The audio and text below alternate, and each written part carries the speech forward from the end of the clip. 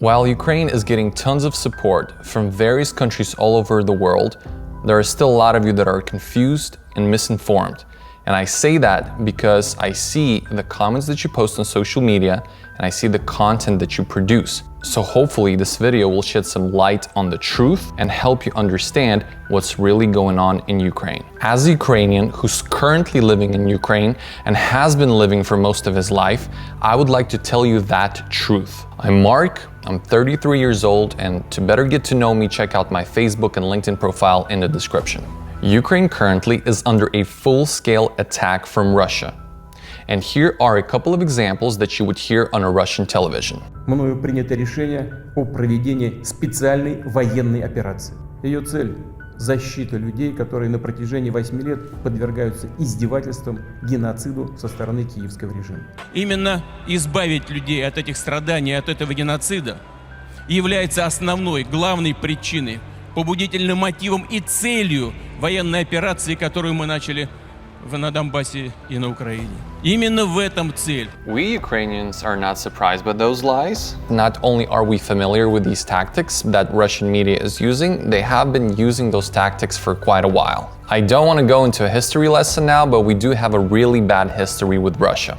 Full-scale invasions of such nature have been ongoing for centuries, and especially for the last 8 years with our war against Russia. Yes, the invasion started 8 years ago, not 3 weeks back. It just escalated into a full-scale invasion now. Russia invaded Ukraine, a democratic country, in 2014, right after our revolution of dignity had ended. Putin's plan was, and still is, to completely invade Ukraine and make it a part of Soviet Union 2.0. He's been openly speaking about this all along and was very consistent in his action towards this act of barbarism. Где заканчивается граница России? Граница России заканчивается через Берингов пролив с США. Граница России нигде не заканчивается. So in 2014, we lost a part of the Donbas region, which is east of Ukraine, as you see on the map, and we lost the whole Crimea Peninsula. We lost part of that region because in that region, we had a percentage of people that were Ukrainian citizens but wanted to be a part of Russia. They were never oppressed by the Ukrainian government nor the Ukrainian citizens for being who they are. In fact, none of the Russian-speaking Ukrainian citizens were ever oppressed in Ukraine. Putin invaded those parts of the country under the agenda that he's saving the Russian-speaking population in Ukraine. He needed a reason, so he came up with one. He had support from the separatists, the Russian-speaking Ukrainians that wanted to be a part of Russia, so he was successful at creating an image that we had an internal conflict, where in fact this was the start of the invasion. Only at that time, the Russian troops were not officially there. They were there in the Donbas region in disguise, and in conjunction with the local separatists trying to further invade the rest of the country. Я родился в городе Соликамск, это на Урале, Россия. Я этнический русский. И я за то, чтобы Крым остался в составе Украины. То, что мы видим их переодетых солдат, которые без знаков отличия, и Путин нагло, цинично заявляет на телекамеру, что это не его войска, это верх наглости. This is an important statement to make, even though it's 8 years old, because the same agenda stands true today. When Putin escalated his invasion further from north, east, south of Ukraine, he said the same thing he said back in 2014. We are saving our people, meaning Russian-speaking citizens of Ukraine, from the Nazi Ukrainian regime. Mind you, the attacks are not only being performed by Russian in the east, north, and south, the missiles are flying all the way across the country to the west of the country as well. Here's a video clip that me and my wife recorded on February 24th because we woke up when a Russian missile hit an airport in our city, Ivano-Frankivsk. Since then, there have been multiple attacks on the western regions as well, mainly with far-reaching missiles. But the most suffering that is being caused by Putin is the north, south, and east of Ukraine that I mentioned before. Here are a couple of examples of cities that are being invaded and bombed by Russians.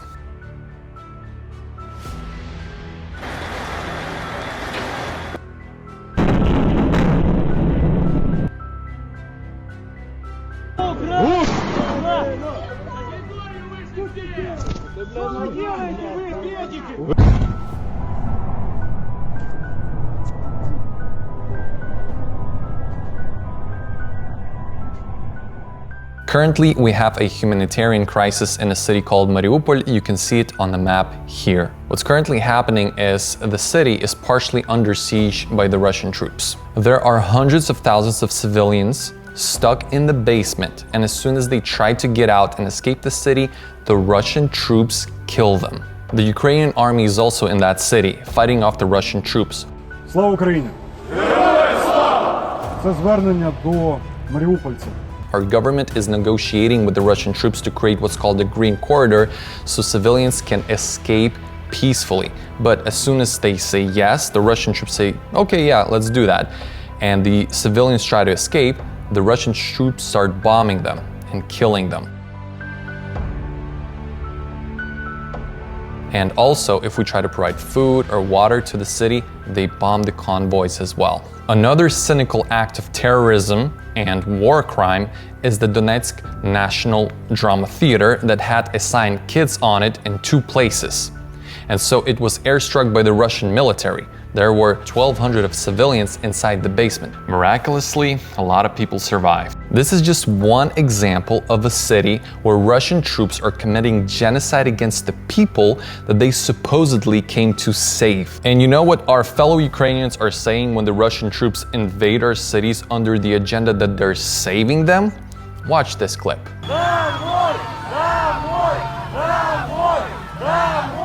This is an example of a southern city called Kherson. The Russian troops have invaded that city and are trying to create what's called the Khersonska National Republic. Basically, they are forcefully trying to create a separate republic inside of a democratic country from one of its regions. The same thing they did in the Donbass region that I was referring to earlier. They created 2 republics, the Luhanska and Donetska National Republics. But in case of Kherson, they are not successful. Simply because they don't have any support in that region. There are a lot of Russian-speaking people there, but they are all for their country, Ukraine. So the Russian troops cannot pull the same trick as they did in 2014 by taking a small percentage of Russian-speaking Ukrainian citizens and forcefully attaching Ukraine to Russia under that agenda. The list of such gimmicks is endless. You all heard about Chernobyl, I suppose. Well, we have another nuclear power plant called Enerhodar. It's actually 10 times bigger than Chernobyl. It's the biggest nuclear power plant in Europe. If it blows up, basically we'll have a global catastrophe. And the Russian troops have invaded that nuclear power plant. It's under siege, and they're using that as leverage to push on the Ukrainian government to give in and surrender. On top of all of that, as Russians enter the cities, they kill Ukrainian civilians, rape women, take hostages and torture them, and loot private properties. Now here's some truth on the casualties of the Russian army. This you won't see on the Russian television. According to them, all the Ukrainian so-called Nazis are being killed and the Russian-speaking civilians are rescued. Whereas we are killing them daily in packs and destroying their equipment. We are bringing them a lot more military damage than they're bringing us. They are just too ashamed to admit it. But they kill more of our civilians daily, and that's where we need help from the West. I would like to take a brief moment and thank the US, Britain, Europe, Canada, Australia, Japan for all of their military and humanitarian support. It means a lot to us guys, and we are very, very grateful for what you have given us so far. Without your support, we would have a lot more civilians killed and a lot of more infrastructure destroyed. You provide us a lot of defensive support for the military to shoot down the missiles and destroy Russian equipment. However, unfortunately, this is not enough because the Russian army is big and they have a lot of resources to continue fighting, even with all of the economic sanctions being imposed on them, even with all the equipment that you're providing us with. In other words, they have enough resources to continue this invasion. And this is a problem for us long term because more civilians and more troops of ours will die. Even though we bring their army more damage than they bring us, we don't want this to continue.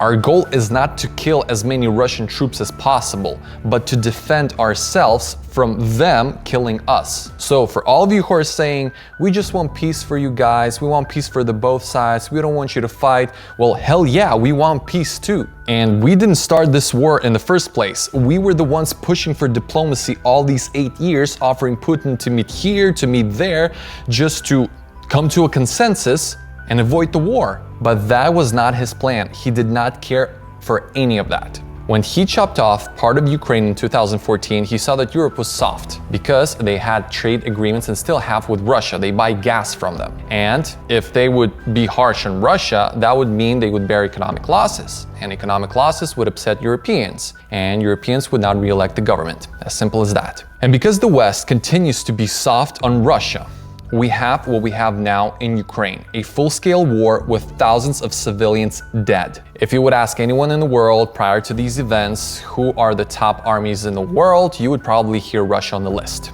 But now we see that they aren't as strong as Putin claims for them to be, and a smaller country like ours can fight them off because we will lay down our lives for our freedom, for our home, for our future, for us. This is what we're fighting for. This is our stand for democracy. And what is Putin fighting for? What is his Russian terrorists fighting for? And if the West continues to be soft like that, this means that they're giving a passive approval to invade a democratic country. This means that any country in the world, Russia can just go ahead and invade. The West thinks that if they continue rolling the dice on this one, then maybe Ukraine will stop the Russian invasion no matter how many civilians will get killed. And if Ukraine doesn't, well, we'll continue our diplomacy with Russia. But there will be no diplomacy because there wasn't in the first place. It's all Putin's one big plan. And being afraid to stop him will just escalate this war into Europe and US. We are leading by example in this fight, and we need the rest of the world, we need you to join us in this effort. This means by spreading the truth, by continuing your financial support, by continuing your military support, by sanctioning Russia even further, and by sending NATO and US troops to help us stop the Russians. And also, for those of you who say it's not the fault of the Russian people, it's only Putin's fault. Here's an important distinction that you need to make for yourself once and for all. 70% of Russians are supporting their invasion into Ukraine. 70%. Just think about that number. I respect the Russians that went out on the streets and protested against this war and were imprisoned. But that's only tens of thousands of people. In comparison to their 140 million population, that's nothing. It's not gonna help us make any change for peace. In other words, it is the fault of those 70% that support this war, and it is also the fault of Putin. In closing, when we're taking their soldiers as hostages, we feed them and treat them according to the Geneva Convention.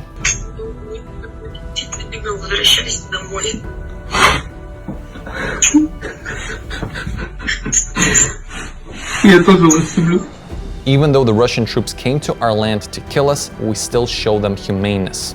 However, when they started taking Ukrainian soldiers as hostages from 2014, they tortured them, humiliated them, and killed them. All of which I told you, I did not hear just on TV and cited back at you. Me and my family have friends and acquaintances in the war zone, and they firsthand experienced the tragic events that I was describing to you. So whatever our television is saying, they're confirming back to us. And also some of the things I witnessed firsthand, like the ones I gave you an example. Most of our Ukrainian channels have united into one channel to broadcast these events, the ones that I have just told you. This is our stand for democracy. If this video has brought you any value and helped you find out the truth about what's really going on in Ukraine, then please share it with the ones who you think will benefit the most. Thank you for watching. Slava Ukraini.